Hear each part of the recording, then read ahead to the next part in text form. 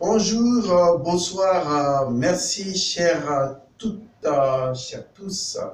Je vous retrouve dans ce numéro, dans ce troisième numéro, si nous comptons donc l'introduction que nous avions faite sur le sujet de les fonctions métaphysiques du vagin. Eh bien, nous sommes à l'épisode numéro 3.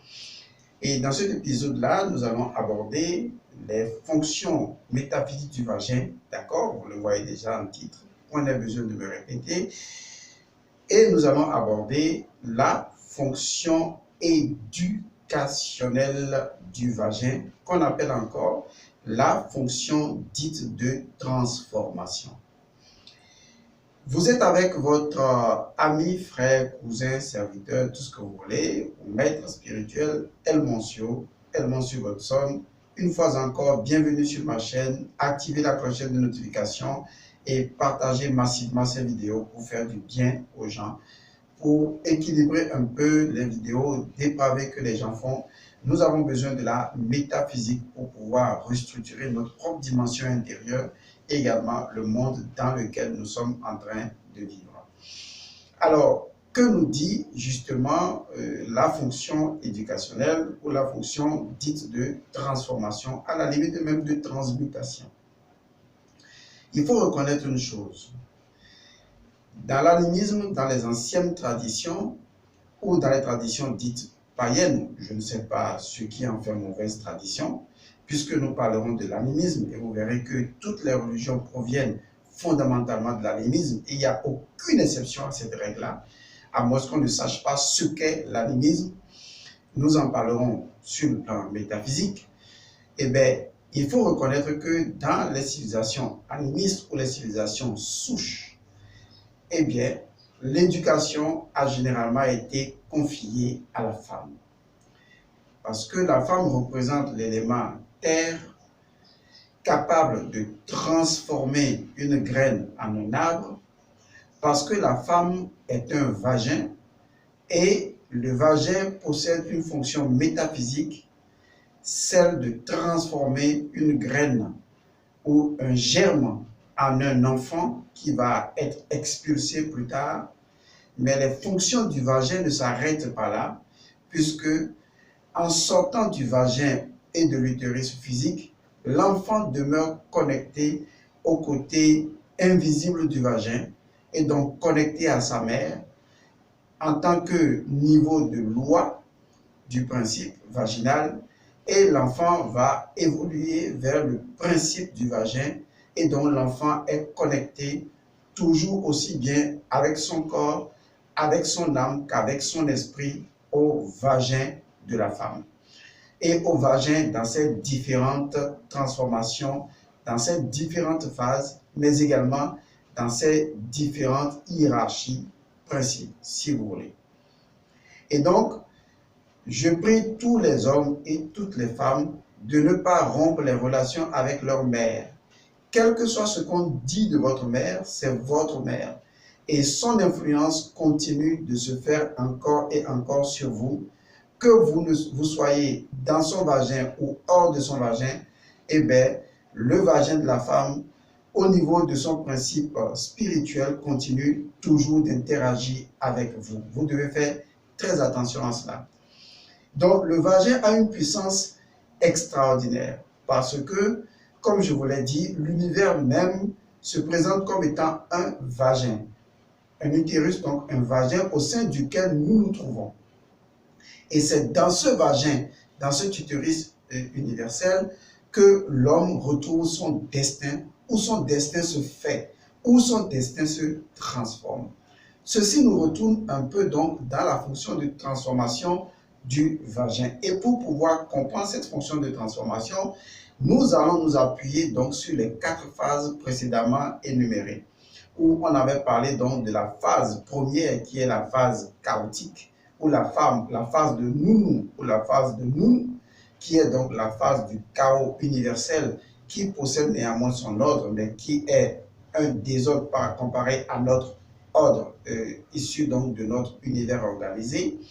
Après cette phase-là, il y a la phase de neutralisation des énergies, afin de leur redonner maintenant une autre dimension, ou de créer une neutralisation des forces au niveau de la matrice qui va permettre aux germes de trouver toutes les possibilités et de les utiliser de façon illimitée et naturellement va nous conduire vers cette phase fertile où la semence ou la phase de l'ensemencement est la troisième phase et ensuite nous arrivons à la quatrième phase où il y aura donc la récolte.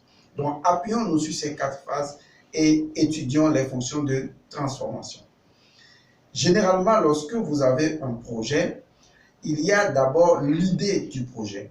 Donc, on peut dire déjà que le projet, en tant qu'idée ou même en tant qu'intuition, préexiste déjà dans une forme de fonction matricielle chaotique. C'est d'ailleurs pourquoi vous n'avez pas encore pu capter l'idée. L'idée était là, mais vous n'arrivez pas à capter parce que votre ordre en tant qu'individu ne permet pas d'accéder intuitivement à cette idée-là. Et un jour arrive, vous arrivez à cerner l'idée. Donc, dans la première phase, l'idée était là, dans une forme de chaos qui lui est propre. Et à un moment donné, votre cerveau arrive à capter l'idée. Et donc, vous êtes dans la deuxième phase, c'est-à-dire vous sortez l'idée de son chaos et vous vous en appropriez en faisant une idée à vous. Avant que cela ne soit une idée à vous, l'idée était quelque part dans une dimension qui n'était pas maîtrisée de vous, une dimension de non-mesurabilité. Maintenant, vous avez pu prendre l'idée. Cela correspond à la phase de neutralisation. Parce que l'idée n'est ni bonne ni mauvaise, elle est prête en ce moment-là à ce que vous puissiez l'utiliser dans tous les sens du possible. Maintenant, il y aura une troisième étape de votre projet, ce sera donc de semer cette idée-là. Et quand vous allez semer l'idée avec tout le processus qui lui est donné, eh bien, cette idée bien semée dans un esprit neutre va produire, selon la vision que l'on a, une chose qui sera récoltée à la dernière phase. Voilà un peu comment ça se passe. Venons maintenant à l'homme. Avant que vous n'existiez en tant qu'homme, vous étiez une idée, du moins une vibration. Une vibration préexistant dans la nature même du Noun. C'est pourquoi le principe métaphysique dit que vous êtes un existant préexistant à sa propre existence. Cela veut dire que dans la matrice universelle ou dans le vagin universel, toutes les choses préexistent, quelles qu'elles soient, y compris vous. Avant que Atum ne génère le logos ou la première réalité de l'Énéade, nous étions tous potentiellement dans le Noun, tout comme Atum dans le Noun. Est-ce que vous voyez? De la même manière, si vous prenez vous-même, puisque le cheminement du vagin dans sa phase de transformation concerne en fait toute votre destinée et les questions universelles que vous vous posez, à savoir qui suis, d'où je viens, où je vais, tout ça. Et donc, lorsque vous prenez le vagin, comme je le dis, ce n'est pas le vagin de la femme seulement, mais c'est le vagin universel, et donc c'est sa phase de transformation qui nous interpelle. Il est très important de comprendre que le vagin, dans sa phase de transformation, nous permet de réfléchir sur ce que nous étions dans le chaos universel, dans le monde universel, avant même que nous ne soyons, disons, conçus comme une idée à partir donc de Atum, ou nous soyons conçus comme une intelligence précise. Nous étions une réalité imprécise et ensuite nous devenons une réalité précise. Dans la réalité de non-mesurabilité où se trouve l'imprécision, où se trouve la non-différenciation, nous étions quand même. Donc c'est cette phase-là qui est considérée comme étant la phase menstruelle, où toutes les forces infinies préexistent. Deuxième phase de votre propre évolution, c'est quand vous devenez une réalité distinctive. En ce moment, vous devenez un esprit distinct, mais pas encore incarné. Et ensuite, la phase suivante, c'est que cet esprit-là va être incarné. Mais va être incarné par qui? Cet esprit que vous êtes va être incarné par vous. Et c'est ça qui est intéressant parce que c'est votre existant, préexistant à votre propre existence qui va, dans la mesure du possible, procéder à votre propre incarnation ou procéder à une incarnation d'une partie de son énergie. Et donc, vous devenez l'incarnation de ce que vous-même vous êtes, ou vous étiez déjà dans le nous, et ce que vous étiez en tant que réalité distinctive, vous devenez l'incarnation. C'est ce qu'on appelle la période de l'ensemencement. Et ensuite, il y aura la période de la récolte. La période de la récolte, qui va récolter qui? Eh bien, je vais vous le dire, vous allez récolter vous. Parce que vous êtes le semeur de vous, puisque vous êtes l'existant, préexistant à sa propre existence, et donc c'est vous qui avez incarné vous, c'est vous qui avez semé vous, et c'est vous qui allez récolter vous. Donc, le principe vaginal, ou son principe dit éducationnel ou de transformation, ou le principe de la Ma'at, en quelque sorte, nous repositionne dans une diversité de choses, à savoir que nous devons réaliser que notre destinée, d'accord, nous pouvons la saisir dans ce utérus-là ou dans ce vagin. Je donne la configuration universelle pour que la femme, à son niveau individuel, et l'homme, au niveau individuel de compréhension des fonctions de la femme au niveau vaginal, puisse déjà voir quel est le travail qu'il est censé faire. Parce qu'un enfant, avant d'être ensemencé comme une semence à la période numéro 3 du cycle menstruel de la femme, était déjà une réalité distinctive, et avant d'être une réalité distinctive, était une réalité non mesurable dans un tout où il est lui-même le tout, sans qu'on puisse lui donner un article. Vous comprenez ce que je veux dire déjà? Ou si vous ne comprenez pas, élevez votre esprit et vous allez me comprendre. Ok, venons à autre chose. Et donc, à partir du moment où vous vous ensemencez vous-même, vous allez procéder à votre récolte. Et donc, à la fin de votre existence actuelle, vous allez donc vous récolter vous-même. Et si la récolte que vous allez récolter de vous, elle est bonne, eh bien, vous êtes à un niveau de connaissance et donc de compréhension et d'évolution spirituelle. Si la récolte n'est pas bonne, eh bien, vous êtes toujours à un niveau de compréhension et de connaissance spirituelle. Toujours est-il que l'autre fonction du vagin, toujours liée à la transformation, puisque le cycle menstruel se répète, eh bien, le vagin va vous obliger à nouveau à revenir en suivant le même processus. Ce qui fait du vagin non seulement un principe de transformation, mais un principe de réincarnation. Et donc, vous trouvez dans le vagin ce processus de transformation-réincarnation qui vous fait revenir encore et encore. Donc, le vagin représente la naissance et la mort, et de façon répétitive, suivant un cycle qui était déjà le cycle menstruel, mais vu au niveau métaphysique dans le vagin universel et dans le vagin individuel. C'est très important de comprendre cela parce que c'est toute notre destinée qui se joue. Parce que si cela était enseigné à une femme, elle saurait déjà ce qu'elle sait qu'elle doit faire avant qu'un enfant ne soit expulsé de son corps. Mais est-ce qu'elle l'a fait?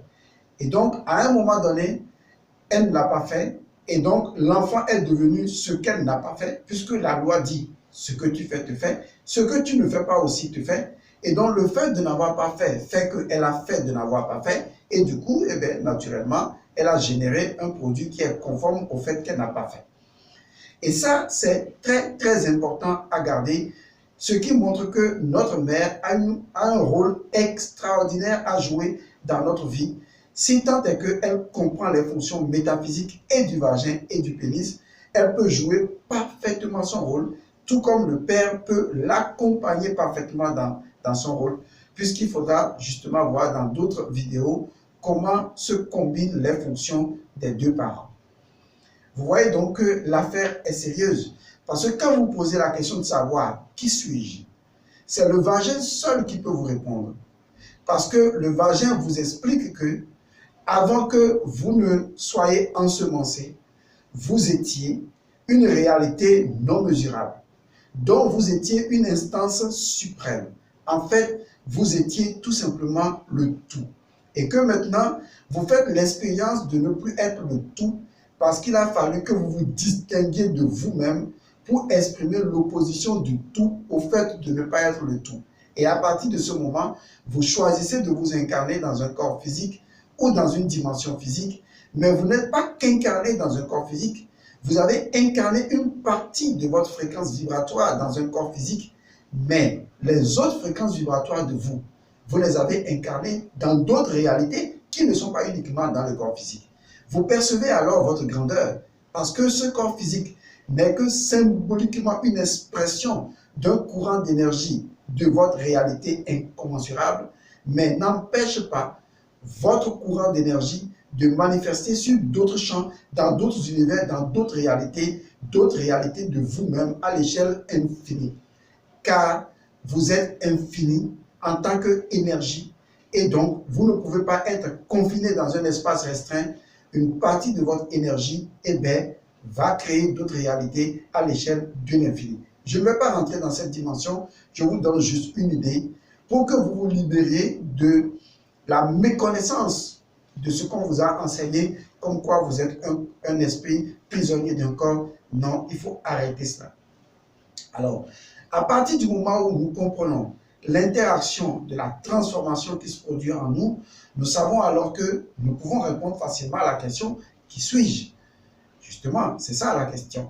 Maintenant, nous pouvons répondre à la question « D'où est-ce que je viens et où est-ce que je vais ?» Parce que je comprends qu'en réalité, le vagin m'a libéré.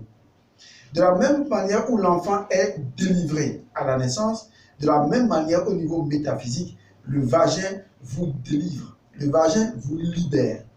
Car si le vagin vous a donné la possibilité d'être incarné et d'avoir un corps, les fonctions métaphysiques du vagin vous permettent de vous désincarner et donc d'abandonner votre corps et de subir le cheminement initiatique à travers la petite mort avant la grande mort. Et la petite mort étant le passage du portail initiatique et le processus de la séparation de l'âme d'avec le corps qu'on appelle la projection astrale, le voyage astral, le voyage mental ou le voyage spirituel. Ça, ce sont des fonctions du vagin, car le vagin vous permet de faire des transformations de vous-même à l'échelle infinie et donc de vous percevoir non seulement comme un corps, mais également comme un corps astral, comme un corps mental, comme une autre réalité, de vous voir sur plusieurs échelles à la fois. Parce que toutes les étapes du vagin, constituées de micro-états du vagin, sont ici et maintenant. Donc le vagin nous rappelle également la dimension temporelle dans l'intemporel, à savoir que tous les temps existants, tous les temps à venir, tous les temps qui existent sont ici et maintenant, et l'individu vit ici et maintenant à tous les temps. Parce que nous sommes issus du vagin, que nous soyons hommes ou que nous soyons femmes, nous avons incorporé immédiatement le cycle menstruel. L'homme a également un cycle menstruel, la femme a un cycle menstruel. Tous les enfants nés des femmes possèdent déjà la configuration du cycle menstruel. Et donc, toute la vie de l'homme, dans son existence, se fait en 4 phases de sa vie. Et quand il passe les 4 phases de sa vie, il passe de vie à trépas, comme vous le dites si bien, et il continue, il revient et il continue encore ses cycles. Donc, la capacité transformationnelle du vagin est très importante parce qu'elle nous permet de voir que nous avons besoin de recevoir une éducation. L'éducation à la science de la Mahat, c'est-à-dire à la science de comment l'univers, la nature fonctionne pour maintenir un équilibre cyclique. Et cet équilibre-là qu'on appelle le Djed, faisant partie de nous, si nous arrivons à réaliser la conscience de la Mahat, nous sommes en mesure de réaliser la conscience même du vagin, la conscience de l'utérus universel, et c'est cette conscience-là qui nous permet de mieux avancer. L'élément encore plus important, c'est que, étant né du vagin dans son principe de transformation, nous sommes en fait des êtres en transformation continue. Et ça, c'est formidable, parce que c'est également là l'une des fonctions de l'univers. L'univers est une création continue, et donc une suite infinie et illimitée de transformations. Nous également, nous sommes des êtres en transformation continue. Nous avons été des êtres d'une certaine espèce dans le passé. Nous sommes les êtres de cette espèce avec les oreilles, mais je vous assure, ça va changer. Parce qu'au fur et à mesure que les énergies universelles invisibles changent, la configuration de l'apex humain va changer. On pourrait avoir à la longue des hommes qui auront des oreilles plus longues que actuellement, je vous l'assure, considérez que c'est une prédiction, et que des visages seront plus effilés, tout simplement, et des êtres vont devenir plus allongés parce que l'énergie vers laquelle nous tendons va modifier également les configurations de notre corps physique. Regardez également dans ce processus de transformation, l'homme a le pouvoir, non seulement sur le plan métaphysique, sur le plan de développement personnel, de se transformer, de transformer ses rêves en réalité, de devenir ce qu'il a envie d'être, parce qu'il a eu ce pouvoir du vagin, mais mieux, eh bien, l'homme a la possibilité de transformer son environnement et de transformer tout ce qui l'entoure. Donc, nous possédons en nous ce pouvoir vaginal de transformation. Nous avons le pouvoir de transformer les choses. Parce que associé à la réincarnation est le karma. Et le karma, sa définition, c'est capacité de faire. Donc, le vagin, dans ses fonctions matricielles, nous a donné la capacité de faire. Parce que dans sa fonction matricielle, le vagin met à notre disposition les possibilités illimitées et donc les potentialités illimitées et par conséquent les capacités illimitées. Vous trouvez déjà là le pouvoir du développement personnel parce que le pouvoir du développement personnel est un pouvoir transformationnel.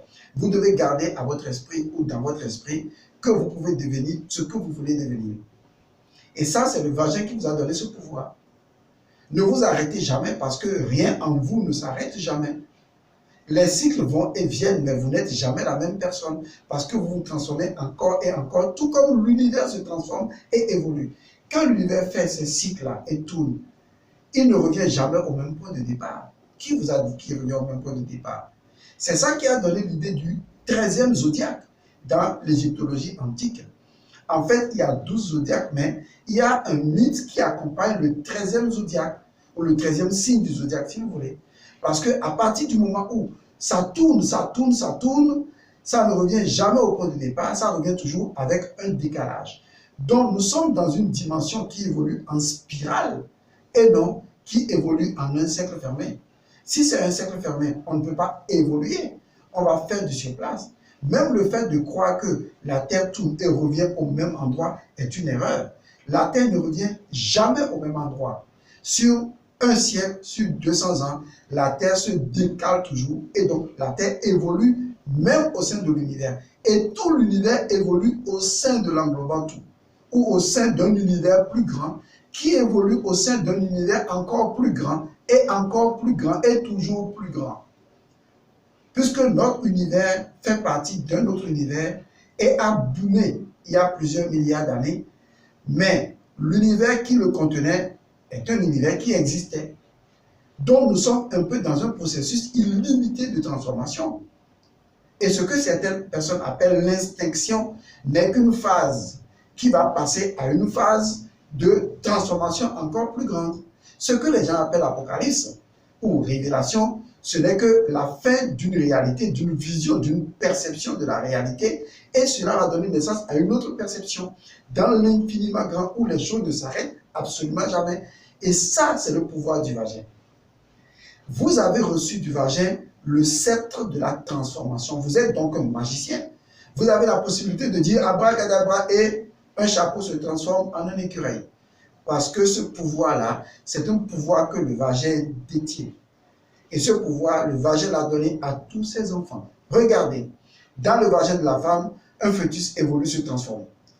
Mais avant le fœtus, il y a eu justement deux gamètes qui, en suivant un procédé bien connu, divisé par 2, par 4, par 16, par 8, par 16, etc., ce procédé va évoluer et donc la transformation continue.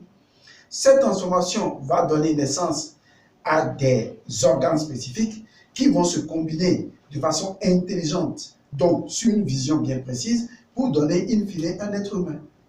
Et l'enfant sera expulsé, mais l'enfant n'est expulsé que du vagin physique, mais il va rester dans le vagin universel et continuer sa transformation.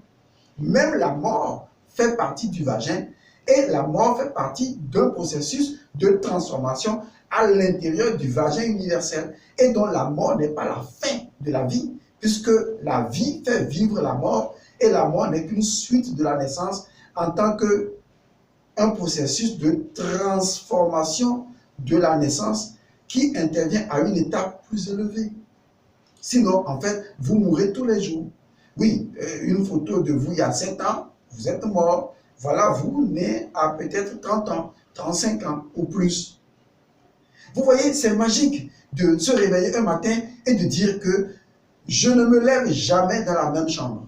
Oui, c'est vrai, on va dire oui, c'est la même chambre, les meubles sont les mêmes. Vous vous trompez.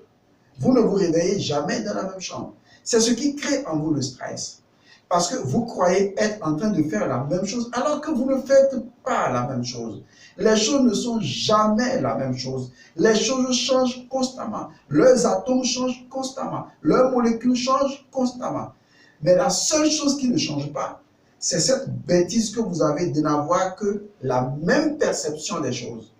Car si vous choisissez de changer votre perception des choses, vous verrez que les choses ont déjà changé avant que vous ne changiez de perception. Et par conséquent, en changeant votre perception, vous ne faites que aller dans une autre dimension de la même chose. Car toute chose possède une dimension qui lui est propre et infinie et illimitée. Donc, il y a une infinité de façons de percevoir une situation. Vous pouvez percevoir votre licenciement comme un échec. Vous pouvez percevoir votre licenciement comme un défi. Vous pouvez percevoir votre licenciement comme, bon, ce n'est pas la première fois, on s'en fout. Donc, le vagin vous a donné le pouvoir de neutraliser les choses, d'enlever le plus et le moins aux choses et de décider en disant, ok, maintenant je lui donne quelle force en fait, je l'oriente comment. Vous voyez, vous avez donc le pouvoir de Merlin entre les mains et c'est vous qui décidez. C'est vous qui décidez de ce que vous voulez que votre journée soit. C'est vous qui décidez de ce que vous voulez que votre nuit soit. Parce que vous avez le pouvoir de la transformation qui est un pouvoir éducationnel. Ce qui veut dire que vous devez travailler sur vous-même. Ce qui est difficile chez l'homme, c'est le travail sur lui-même. Il ne veut pas travailler sur lui-même. Il pense, il croit, il a tort, parce que l'univers ne fonctionne pas comme ça. Même les gamètes ont dû travailler sur elles-mêmes avant de pouvoir donner naissance à l'homme ou à la femme que vous êtes. L'univers fait un travail continu sur lui-même. Toutes les choses travaillent sur elles-mêmes. Même les atomes, les molécules, les particules travaillent sur eux-mêmes. Vous ne trouverez rien dans l'univers qui ne travaille pas sur lui-même. La graine que vous semez travaille sur elle-même, dans un environnement bien sûr, mais elle travaille néanmoins sur elle-même. Il n'y a que l'homme. Oh, c'est pas vrai. Il n'y a que l'humain qui refuse de travailler sur lui-même. Il veut croire qu'on l'a déjà sauvé, que quelqu'un est mort pour lui il y a 2000 ans. En fait, c'est un paresseux spirituel notoire, un irresponsable. Parce que quelqu'un de responsable se prend en main et décide d'agir, de faire les choses, et non attend que les choses se passent. Voilà un homme qui attend paisiblement de mourir, d'aller au paradis parce qu'on le lui a promis. Mais à force d'y réfléchir, est-ce que cela ne ressemble pas au fait que vous êtes là assis et vous dites, bon, le champ va pousser tout seul. Ou vous êtes là assis, vous dites, bon, il y a des gens qui travaillent pour moi. Et moi, après, je mange, je dors. Vous n'avez pas honte? Même si aujourd'hui, Jésus vous proposait qu'il allait vous sauver de vos péchés, vous devez être le premier à lui dire, non, je ne veux pas. Laisse-moi assumer les conséquences de mes actes. Parce que c'est seulement ça qui pourra me transformer. Mais vous avez des milliards de personnes qui vont s'asseoir là, qui disent, je te remets mes péchés, enlève-moi de mes péchés. Comment pouvez-vous devenir responsable lorsque vous n'êtes pas en mesure de vaincre vos propres démons? Lorsque vous n'êtes pas en mesure de développer un pouvoir plus grand que les démons qui sont en vous? Dites-moi, à quoi servez-vous? Vous serez comme un figuier inutile qu'on va tout simplement brûler et jeter en enfer. C'est ce que vous êtes. La seule réussite en spiritualité, c'est la capacité de se transformer. C'est la capacité d'agir sur soi-même, de se considérer continuellement comme une graine qui, bien qu'étant accomplie, bien qu'étant manifestée dans sa complétude, nécessite de la démonstration. Vous êtes là pour démontrer à chaque instant votre gloire, pour démontrer à chaque instant votre capacité à aller encore plus loin que vous n'avez jamais été, votre capacité à rêver grand et non votre capacité à attendre que la fin du monde arrive et que vous allez au paradis et que les autres vont en enfer. Arrêtez ces bêtises-là, arrêtez ces enfantillages-là et commencez à devenir plus mature. Considérez que vous devez travailler sur vous-même. Chaque jour, quand vous vous levez, quand vous vous réveillez le matin, vous faites quoi? Quand vous vous réveillez le matin, vous faites quoi? Est-ce que vous travaillez sur vous-même? Est-ce que vous faites vos exercices de méditation? Est-ce que vous faites vos prières? Est-ce que vous arrivez à réfléchir sur ce que vous êtes, vos qualités, vos défauts? Est-ce que vous décidez de dire, ok, je vais maintenant transformer cette partie de moi-même et en faire quelque chose de meilleur? Est-ce que vous avez jamais saisi une réalité spirituelle et décidé de travailler sur vous-même contre vos marées? Non. Mais vous aimez prendre du bon temps. Vous aimez vous asseoir, vous saouler et vous amuser encore et encore. En fait, vous aimez la dépravation. Vous aimez le laxisme. Vous aimez que les choses aillent comme ça. Et vous attendez que, en tout temps, quelqu'un vous dise, vous êtes allé au paradis. Et vous croyez à ces âneries. Même les ânes ne croient pas à ça. Donc, je ne sais pas ce que vous êtes. Arrêtez ça. Donc, la capacité de vous transformer existe. Et je vais vous dire, oui, c'est vrai, vous pouvez vous transformer jusqu'à l'infini. Voilà. Oui, voilà. Vous pouvez vous transformer jusqu'à l'infini. Il n'y a pas de limite à ce que vous décidez de devenir, à ce que vous décidez d'accomplir, à ce que vous décidez de manifester. Car dans la potentialité de toute réalité existe le pouvoir de son accomplissement et de sa manifestation illimitée et infinie. Mais vous devez prendre la décision. Vous devez prendre inévitablement une décision inéluctable de vous transformer.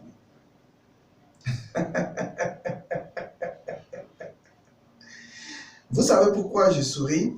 C'est parce que quand j'analyse mon parcours spirituel, je réalise qu'en réalité, tout a été tout simplement le travail. Le travail sur moi-même, continuellement. Lorsque je faisais des heures de méditation, que j'avais envie de toucher la robe de Dieu et que je voudrais toujours comprendre les choses au-delà de ce que tout le monde pouvait comprendre de façon ordinaire et que je devais travailler sur moi-même, faire mon introspection, faire ma méditation continue. Aujourd'hui, quand j'analyse vraiment ce que je suis devenu et qui n'est que le début de ce que j'ai envie de devenir, je réalise que seul le travail sur moi, pas le travail seulement, le travail sur moi m'a permis d'atteindre ce que je suis aujourd'hui. Il n'y a aucun miracle qui ne vient pas de ce travail-là. Il n'y a pas un miracle qui va venir d'ailleurs ou qui va vous dire, oui, j'ai dormi et Dieu m'a dit que voilà, etc. Alors que vous-même, vous n'avez subi aucune transformation. Regardez-vous. Qu'est-ce qui a vraiment changé en vous? Mais pourquoi voulez-vous changer le monde si les choses ne changent pas en vous? Pourquoi voulez-vous aller plus loin si les choses n'ont pas changé en vous? Vous devez vous changer et vous en avez le pouvoir. C'est ce que vous dit cette fonction du vagin. Et c'est une fonction que le vagin a laissée en vous comme une trace indélébile, digitale, condigitale, afin que vous soyez en mesure de reproduire de façon fractale toutes ces réalités dans votre vie. Je vous remercie d'avoir suivi donc cette vidéo. J'espère que vous l'avez trouvée très instructive et que vous mettrez les choses en pratique et que vous arrêterez les verbiages et que vous allez vous mettre au travail. Que les bénédictions soient. Que la lumière engendre toujours la lumière et éternellement la lumière.